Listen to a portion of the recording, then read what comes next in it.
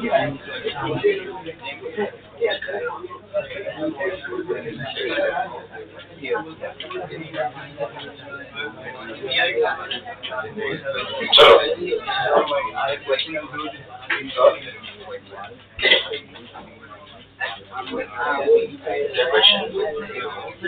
चलो आइए with me भाई सबको देख लिया सुपरपोजिशन कैसे करते हैं, ग्रेविटेशन कम करते आ रहे हैं, सबने देख लिया चार्जेस कैसे काम करते हैं. What are the three techniques of to charge? Conduction, induction and friction. बराबर. ये सबको क्लियर है. चार्ज का वैल्यू तुम्हें पता है, 1 E का वैल्यू है.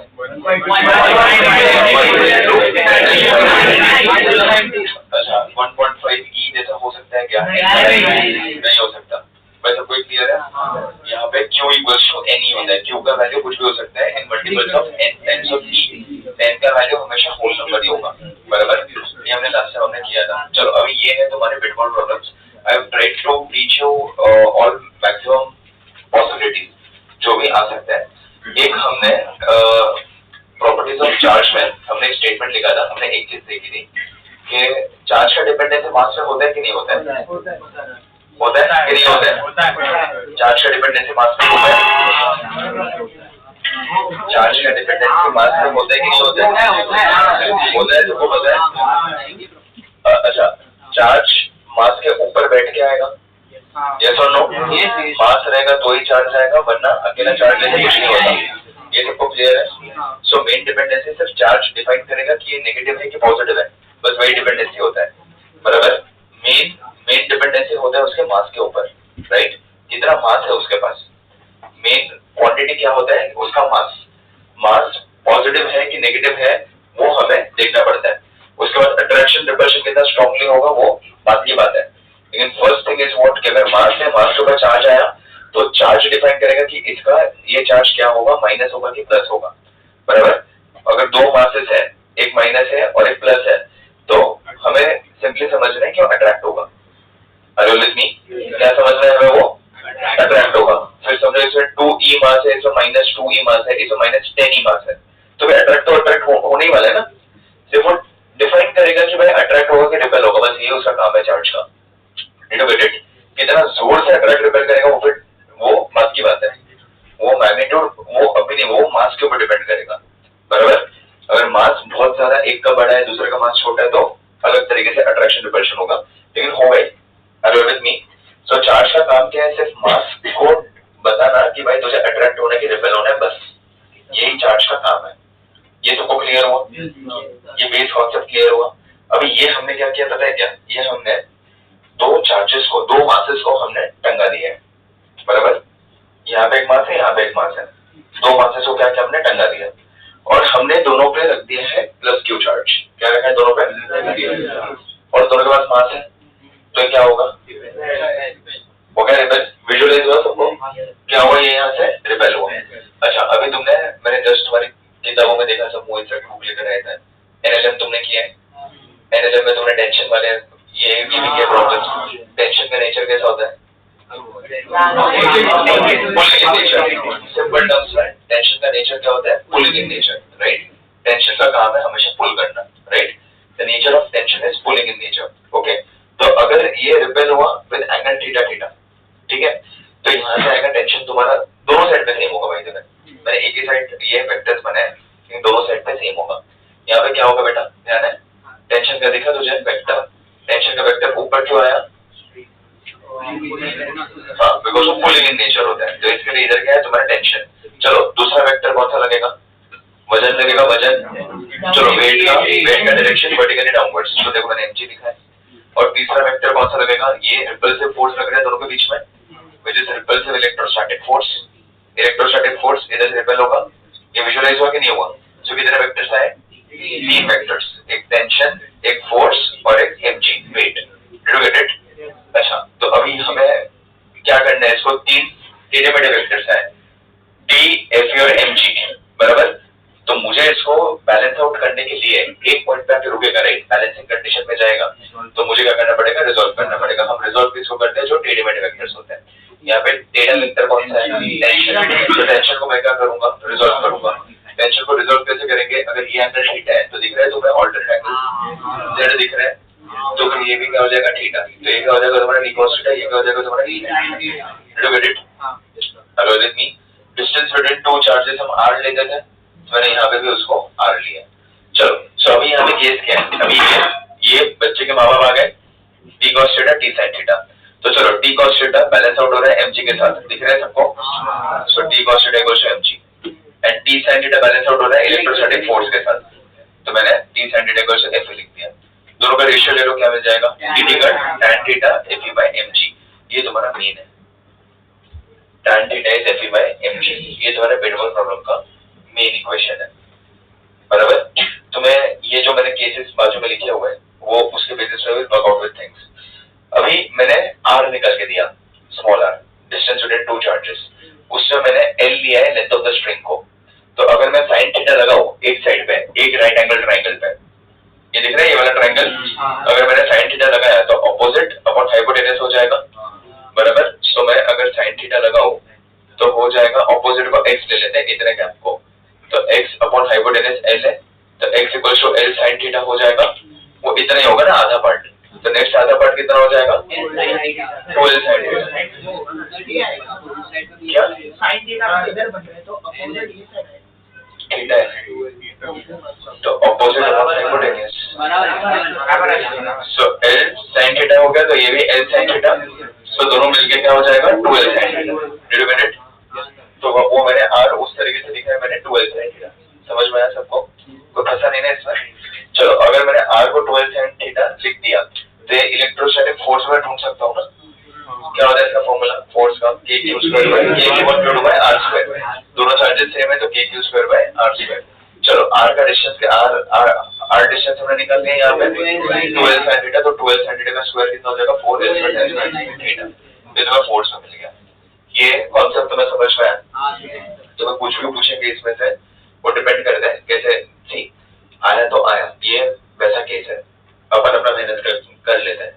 जो केसेस इसमें फिजिबल है, ये 6 केस के बारे में पेडबॉल कुछ पूछेंगे नहीं, या तो तुम्हें फोर्स ढूंढने बोलेंगे, या तो तुम्हें मास ढूंढने बोलेंगे, या तो तुम्हें एंगल ढूंढने बोलेंगे, कुछ भी तुम्हें ढूंढने बोलेंगे तो ढूंढ के देने वाले, या फिर तुम्हें टेंशन ढूंढने बोलेंगे, डिपेंड करता है, लेकिन इसके बाहर नहीं होगा वो, इसके बाहर अभी कुछ हो नहीं सकता, ये तुम्हारा मेन प्रॉब्लम है।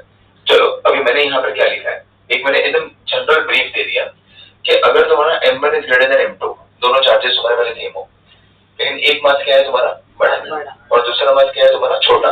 समझो कि ये m1 है और ये m2 है, तो ये जोर से ज्यादा रिपेल नहीं होगा बिकॉज़ मास ज्यादा है, ये ज्यादा दूर तक रिपेल नहीं होगा। दूसरा वाला मास छोटा है तो वो दूर जाएगा, लेकिन ये इतना ज्यादा दूर नहीं जाएगा, बिकॉज क्यों? इसका मास ज्यादा है। So θ1 will be less than θ2। Did you get it? समझे ये m1 है, ये m2 है, तो ये ज्यादा दूर नहीं जाएगा, तो एंगल छोटा और ये एंगल बड़ा। देखो मैंने वही लिखा है, सुना सब लोग ने? मास पे डिपेंडेंसी होता है। चलो अगेन वहां पे क्या है? m1 is less than m2, दिख रहा है सबको? चलो if m1 is less than m2 तो मैंने देखो मैंने क्या लिखा है? θ1 इज ग्रेटर देन θ2। इसको m1 ले लो, इसको m2 ले लो। अगर इसका मास छोटा है, वो मास बड़ा है, तो वो मास ज्यादा दूर नहीं जाएगा, उसका एंगल छोटा, ये एंगल बड़ा, ये θ1 ये θ2। Did you get it? Visualise हो? चमक रहा है कि नहीं चमक रहा है? मास पे डिपेंडेंसी होता है। देखो नीचे मैंने केसेस लिखे हैं अभी अलग अलग।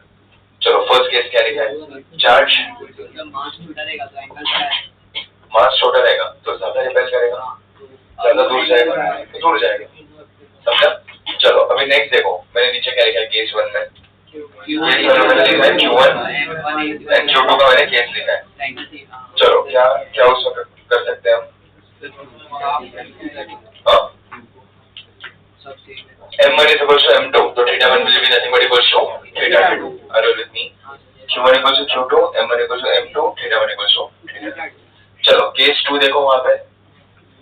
Case 2 q1 is not equals to q2. Charge दोनों अलग अलग है लेकिन मास सेम है। चार्ज डिफरेंट है मतलब क्या? चार्ज का वैल्यू डिफरेंट होगा, अट्रैक्ट होना है रिपेल होना है वो सिर्फ डिफाइन करता है चार्ज, लेकिन मास कितना अट्रैक्ट होना है कितना रिपेल करना है वो डिफाइन करेगा, बराबर? अभी एक बंदा है, बराबर, तुम्हारे साइज जितना ही है, उससे तुमको धक्का मारा और तुमने उसको धक्का मारा तो दोनों को सेम पुश मिलेगा। लेकिन दूसरा बंदा है वो बहुत बड़ा है तुमसे, राइट? तो तुमने उसको धक्का मारा तो वो ज्यादा दूर नहीं जाएगा, लेकिन उससे तुमको धक्का मारा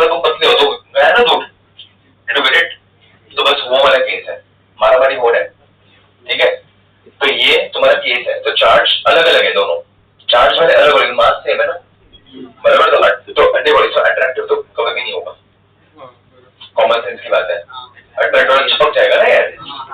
तो ये मतलब क्वेश्चन का मतलब ही क्या फिर? हाँ, एंगल नहीं बनेगा, चिपक रहे तो हम क्या करें फिर, राइट? तो वो उसका कुछ काम नहीं है, हमेशा रिपल्सिव ही होगा, बराबर। तो अगर दोनों चार्जेस सेम है, समझो एक 2q है एक 1q है, तो रिपेल करेगा, उतना हमें समझ में आएगा, लेकिन मास अलग अलग है, अरे सॉरी मास सेम है तो एंगल तो सेम ही बनेगा। चार्ज सिर्फ बताता है कि अट्रैक्ट होना है कि रिपेल होना है। Did you get it? क्या बताता है चार्ज?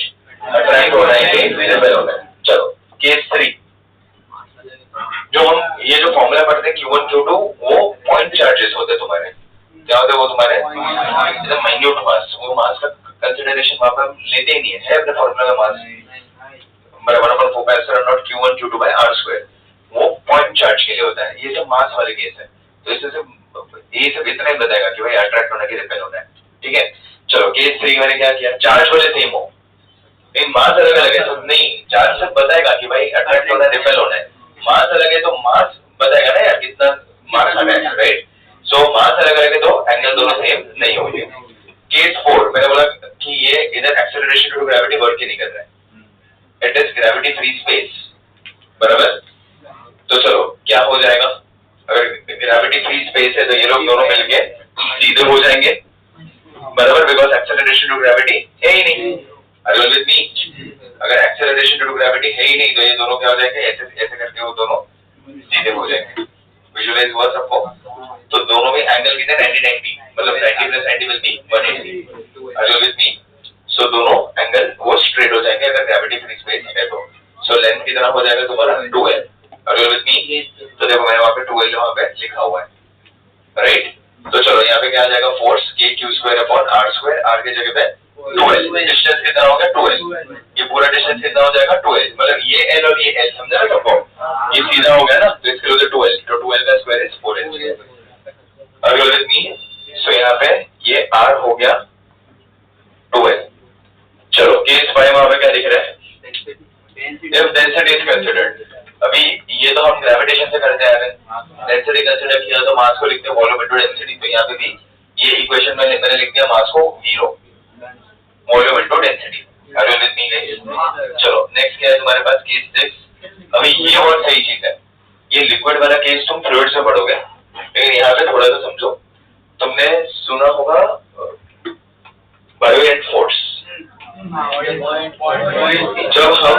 जब हम पानी के अंदर जाते हैं तो जो अपवर्ड फोर्स लगता है ना हमें पानी के अंदर, उसको बोलते हैं बायोएंट force. Are you with me? तो ये मुझे यहाँ पे कंसिडर करना पड़ेगा, ठीक है। सो मैंने यहाँ पर क्या कंसिडर किया, वो तुझे हिलानी फिर भी तुझे फर्क नहीं पड़ा, अच्छा हाथ तो चलो। अभी ये क्या है तुम्हारे पास, in liquid of density sigma, ये सिंबल होता है सिग्मा, पता है ना सबको, नहीं पता? सोया हुआ सिग्मा और जो खड़ा है वो रो है, खड़ा है वो रो, ठीक है। तो अभी हमने इसका डेंसिटी सिग्मा लिया, ठीक है, क्या लिया इसका डेंसिटी? चलो अगर मैंने सिग्मा लिया तो इसका फोर्स किधर लगेगा, इसका ऊपर की तरफ लगना था। चलो वापस अभी पूरा बदल गया, मैं ये पूरे apparatus को लेकर गया किधर तक, पानी के अंदर, किधर लेकर गया मैं, तो अभी कितने वेक्टर्स लगेंगे अंडरस्टैंड करो, एंगल बदल जाएंगे ऑब्वियसली। सो मैंने थीटा की जगह पे नाम क्या दे दिया, थीटा डैश, भाई समझो अच्छे से अभी, ठीक है। ये हाईएस्ट चांसेस है इसमें कुछ आए क्वेश्चन मेन लेवल पे, ये थीटा डैश है, बराबर नहीं? क्यों थीटा डैश क्यों लिया, एंगल बदल जाएगा, अभी वेक्टर्स क्या क्या लगेंगे, एक वजन लगेगा, तो mg, भाई सुना क्या लगेगा, एक वजन, तो इधर मैंने v rho g क्यों लिखा,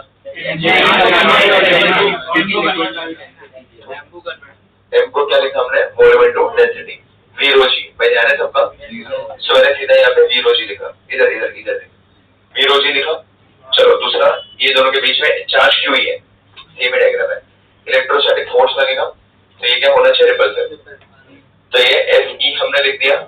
चलो तीसरा कौन सा लगना चाहिए, बायोएंट फोर्स, बराबर, तो उसका इसके ऑपोजिट वो लगना चाहिए। अच्छा लेकिन फर्क क्या पड़ेगा कि ये लिक्विड के डेंसिटी के हिसाब से होगा, ये मास का डेंसिटी था, m था ना, ये m को हमने लिखा ना v rho, मास का डेंसिटी को लिखा, अभी ये हम विद रिस्पेक्ट टू लिक्विड का डेंसिटी हम लिख रहे हैं। सो लिक्विड का डेंसिटी कितना लिया है मैंने, तो इसके लिए इससे वेट के ऑपोजिट फोर्स पॉइंट फोर्स आएगा which will be mg again, लेकिन m नहीं, वहां मुझे सिग्मा vg लिखना पड़ेगा। क्यों? बिकॉज वो लिक्विड के मास के, अरे लिक्विड के डेंसिटी के हिसाब से वो फोर्स लगा, इसके लिए क्या लगा तुम्हारा सिग्मा vg। वैसे तो चमक रहा है क्या चल रहा है? केस 1 वजन इलेक्ट्रोस्टैटिक फोर्स, वजन के ऑपोजिट और एक force because of liquid, point force sigma vg, और तीसरा क्या लगेगा? टेंशन। टेंशन क्या हो जाएगा तुम्हारा? T dash. क्यों? टेंशन इन द स्ट्रिंग बदल जाएगा। पानी के अंदर अगर तुम धागे को रखोगे तो भले अगर एक ऑब्जेक्ट को टाई करो, ठीक है, और धागा तुमने से टंगा दिया तो एग्जैक्ट स्ट्रेट रहेगा, लेकिन रहेगा ना,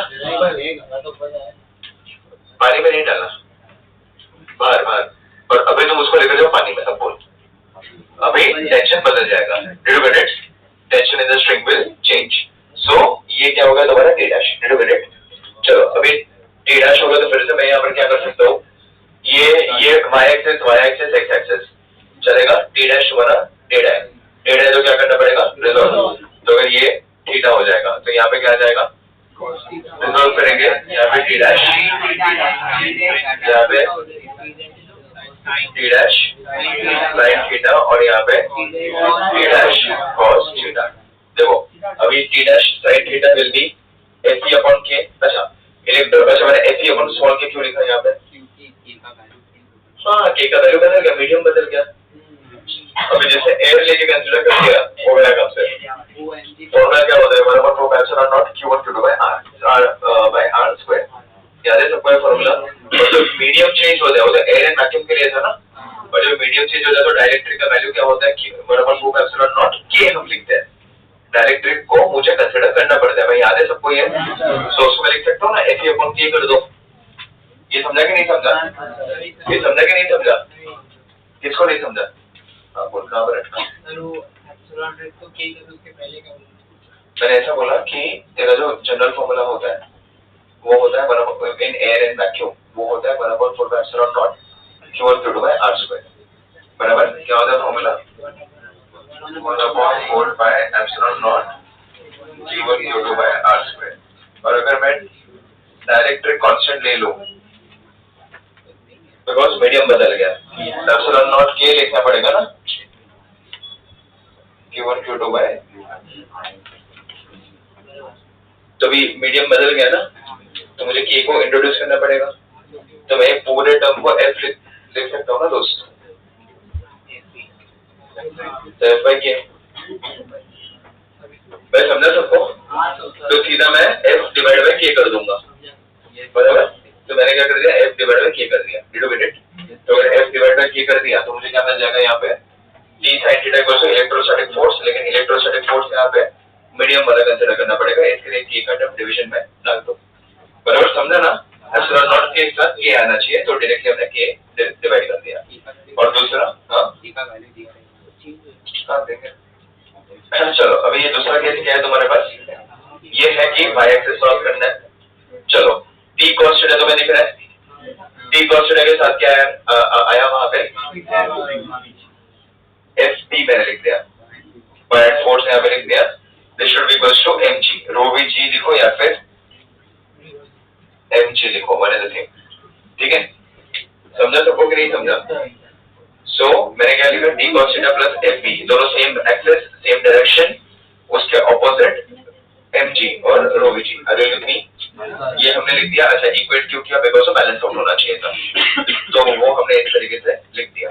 चलो अभी ये t cos theta, t dash cos theta dash will be nothing but, मैं लिख सकता हूँ mg को v रो g और ये फोर्स को सिग्मा vg, वो सिग्मा vg लिख दिया। चलो अभी यहाँ पे मैंने क्या किया? दोनों को इसका और इसका रेशियो ले लिया। तो अगर ये दोनों का अगर मैं रेशियो ले लूं तो क्या मिलेगा? tan theta f by k, और ये समझा सबको? Sigma rho vg minus sigma vg। अभी थोड़ा इसको रीअरेंज करते हैं, तो रीअरेंज कैसे किया? मैंने f बाय k वैसे का वैसे ही छोड़ दिया, और सिग्मा vg को मैंने कॉमन ले लिया, रो vg को मैंने कॉमन ले लिया, बिकॉज डेंसिटी बदलने वाला नहीं है मास का, वॉल्यूम मास का बदलने वाला है नहीं, एक्सेलरेशन ड्यू टू ग्रेविटी हमको आता है। बराबर। तो और के तुम्हारा कांस्टेंट है, तो सारे कांस्टेंट्स को मैंने बाहर ले लिया, बराबर। तो ये सारे कांस्टेंट्स को बाहर लेके हम इस तरीके से मैं लिख दूं इसको। अच्छा, और रो को मैंने कॉमन लिया, तो ये पूरा टर्म बाहर आ गया, ये बीच इसमें से बाहर आया, एक रो बचा तो इसको डिवाइड बाय लिखना पड़ेगा, कॉमन लेते दो बिकॉज एक टर्म नहीं है। चाहिए अगर नहीं समझा तो इसको अंदर मल्टीप्लाई करके देख लो, रो वीजी माइनस सिग्मा रो वीजी अपॉन रो, रो रो कट रिट्रीट, बराबर। तो हमें हमने पूरा बाहर ले लिया और ये पूरे कांस्टेंट को कुछ की करके नाम दे दो, सो तुम्हारा रिलेशनशिप तो मिल जाएगा।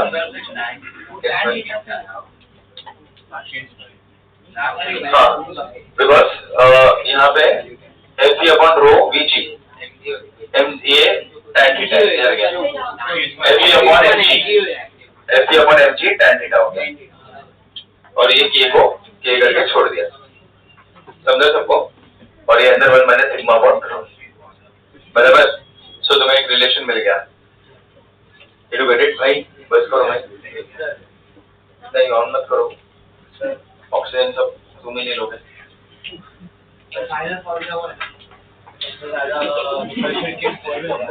सबसे ज्यादा उसमें रिपल्शन नहीं बोल सकते, उसमें ग्रेविटी नहीं है, सीधा हो गया, रिपल्शन सबसे कम होगा, डिस्टेंस बढ़ गया।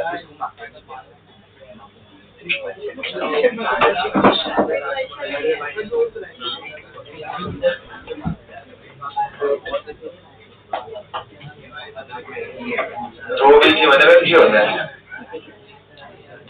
रो वीजी का मतलब एमजी होता है भाई। ये क्लियर हुआ तो पूरा सारे केसेस मैंने बता दिए। कौन सा फाइनल वो है, और ये इसके केस का फाइनल है, पूरे का फाइनल नहीं है।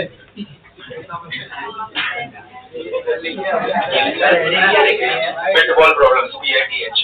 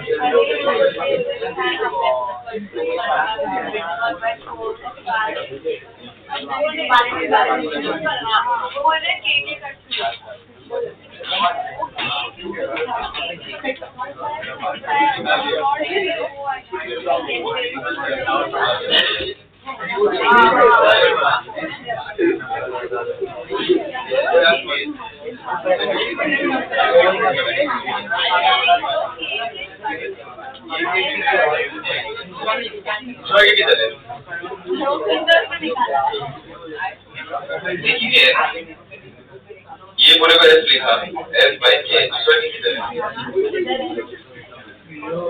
तो काटेंगे किससे? काटने के लिए तो कोई होना नहीं ना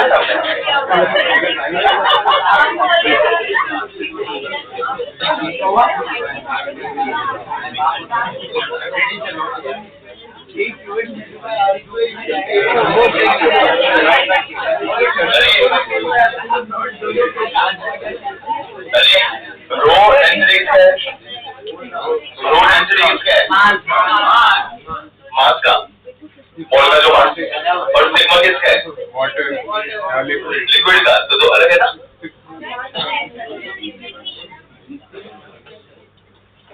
अभी जब पानी में चली गई तो पानी बन गई,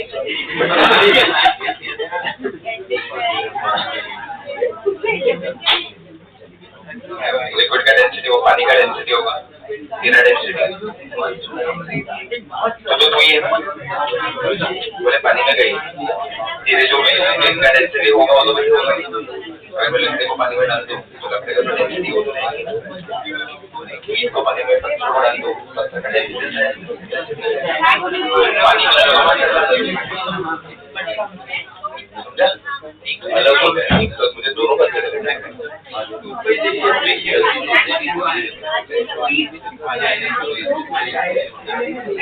उसको बोलते तो वेट लिया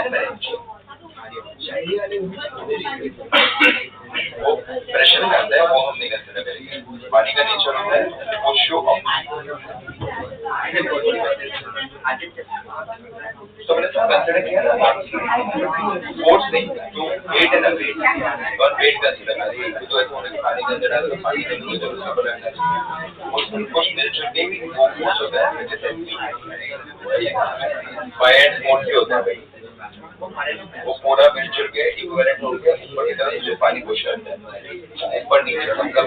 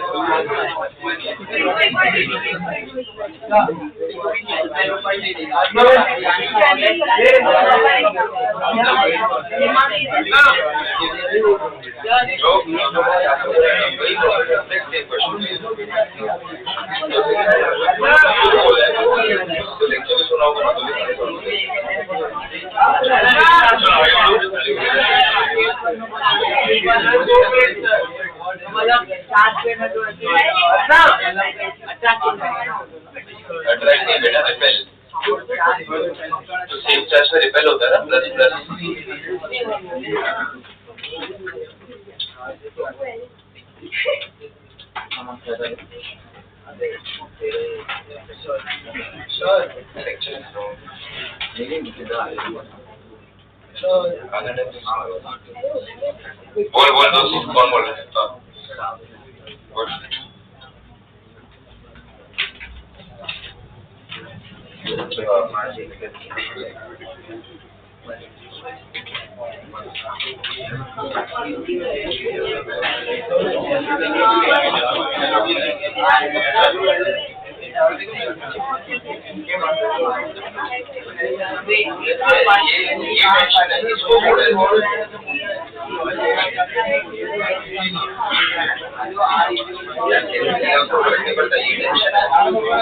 बराबर, तो ये तो मामा का ना, हीरो को हमने कॉल किया है, इधर के कॉस्ट आएगा, आएगा ना, भी दोस्त, मैं आएगा हमेशा,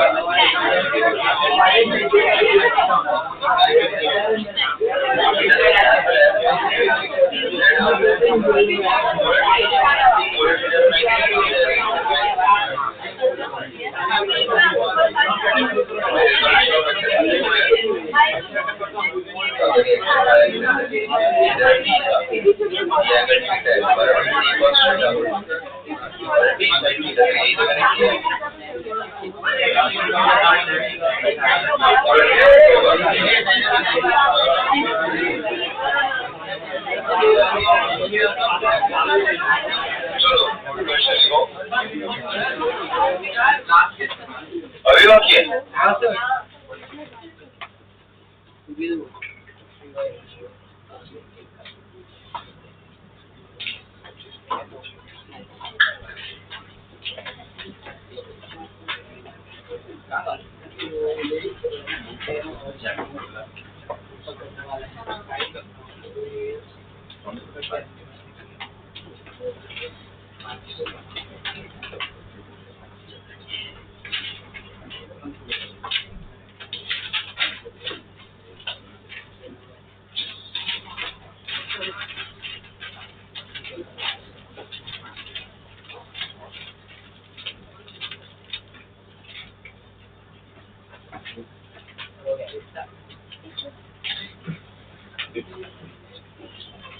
मैं ऐसे लेक्चर कुछ समझा क्या तुम्हें?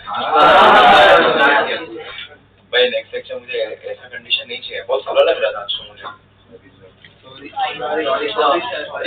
अरे सॉरी का नहीं भाई, तुम भाई पहले तो अभी ना परफॉर्म करो, कंपटीशन में उतरो भाई। इलेक्ट्रोस्टैटिक स्टार्ट हो गया है, मैं दिसंबर तक ये जाएगा, तुम मेरे साथ चलो इसमें से तुम्हें फोर्स का फॉर्मूला नहीं पता, अभी तुम सोचो दिवाली तुम 3 दिन छुट्टी लेकर आओगे और मैं तुम्हें फोर्स का फॉर्मूला वापस पूछूंगा, तुम्हें नहीं आएगा।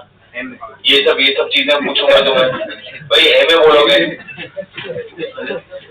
ये सब चीजें मैं पूछूंगा तुम्हें तो याद रहेगा तुम्हें, राइट? तो तुम्हें इसमें साथ चलना पड़ेगा, रोज का रोज रिविजन करना पड़ेगा ये चैप्टर का। मैं अभी बार बार रिपीट नहीं करूंगा वरना फंस जाओगे तुम किधर न किधर।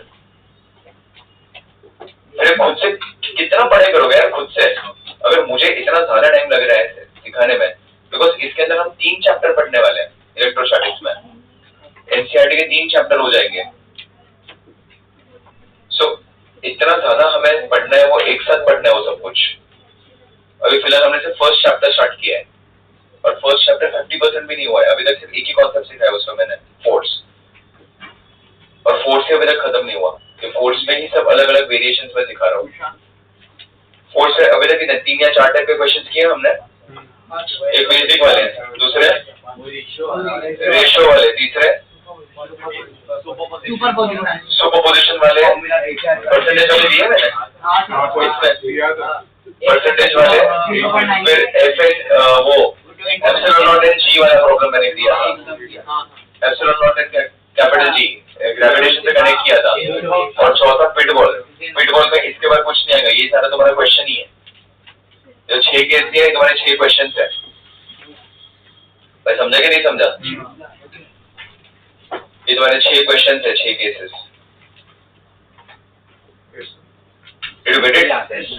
ये पिटबॉल प्रॉब्लम्स। अभी नेक्स्ट लेक्चर में मैं क्या सिखाऊंगा पता है? अभी ये किया ना हमने सुपरपोजिशन, अभी इससे एक पे मैं नेट फोर्स निकालने बोल रहा था ना, अभी मैं इसमें ना नेक्स्ट में किधर और एक ये 4 के बीच में नया चार्ज पुट अप करूंगा और तुम्हें बोलूंगा कि इसको इक्विलिब्रियम में रखो, वो नए चार्ज पे कितना फोर्स लगेगा ढूंढो। समझा? टाइप समझा? अभी तक ग्रेविटेशन में और इसमें हमने क्या किया, सिर्फ नेट चार्ज निकाला, नेट फोर्स पूछा मैंने, बराबर? ग्रेविटेशन में तो नेट फोर्स ही आता है, इधर भी नेट फोर्स मैंने पूछा। अभी एक स्टेप आगे जाएंगे हम नेक्स्ट लेक्चर में, मैं किधर से एक नया चार्ज तुम्हें पुट अप करके दे दूंगा और तुम्हें बोलूंगा make it under equilibrium, charge ढूंढ के बताओ। हाँ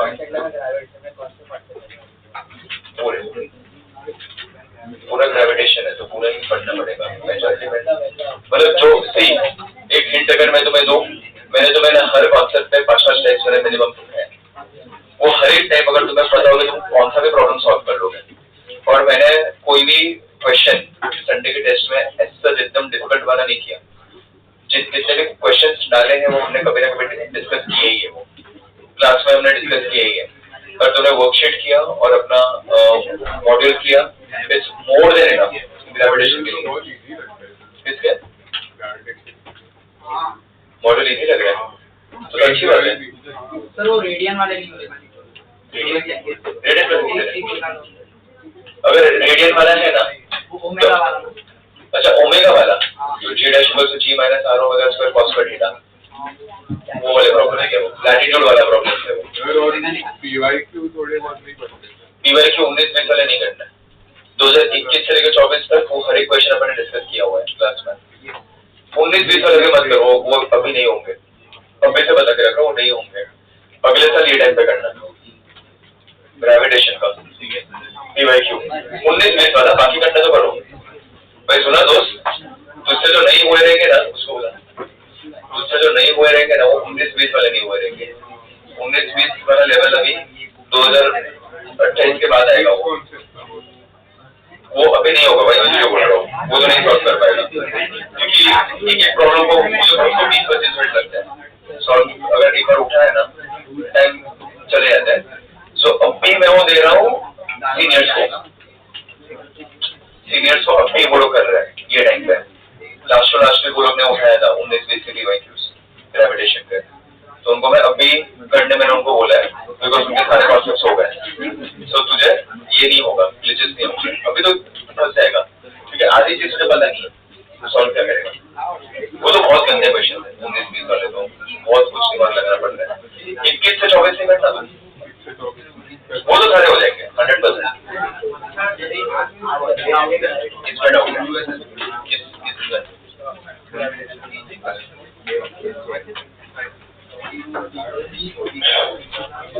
take a break.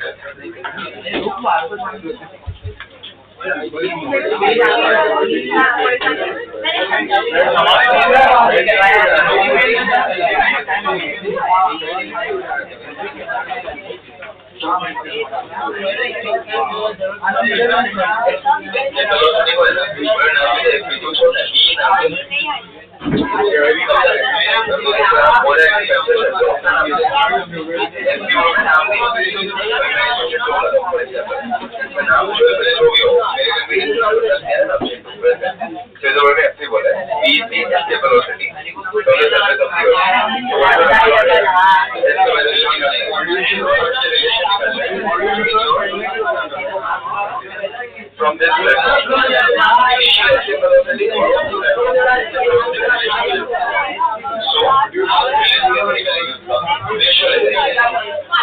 velocity SV upon original escape velocity.